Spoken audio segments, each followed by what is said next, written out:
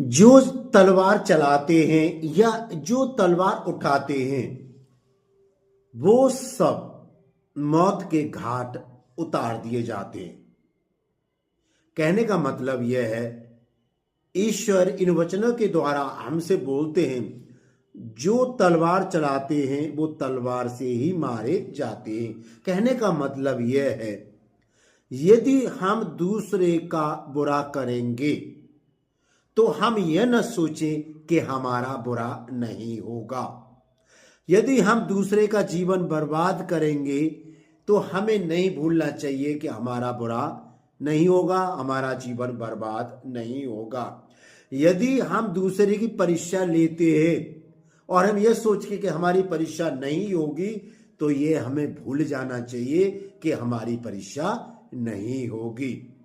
जो दूसरों के बारे में बुरा भला कहते हैं, ये भूल जाते हैं कि हमारे बारे में तो कोई बुरा भला कहेगा ही नहीं।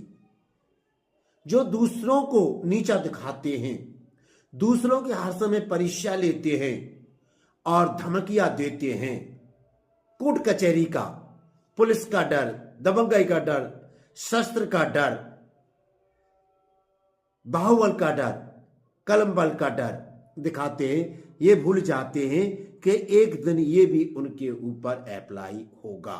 इसीलिए जैसे ईश्वर ने कहा, जो तलवार चलाते तलवार के घाट उतार दिए जाते हैं, तो इन ईश्वर का कहने का मतलब यह है, यदि हम अपने काम से काम रखें तो हमारा घर भी सुरक्षित रहेगा। यदि हम दूसरे के बहकाव में आकर अकारण दूसरों से लड़ जाते हैं तो हमारी पीढ़ी, हमारे बच्चों की वो पीढ़ी, आने वाली कई पीढ़ियां विनाश की तरफ चली जाती है, नष्ट हो जाती हैं।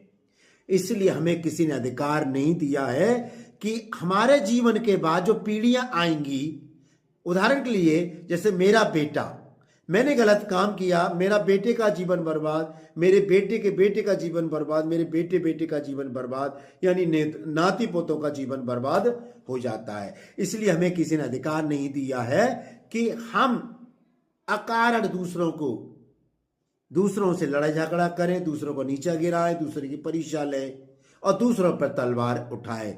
जो तलवार उठाते हैं वो तलवार की घाट उतार दिए जाते हैं। जिसके कान हो वो सुन ले, ऐसा ईश्वर हमसे कहते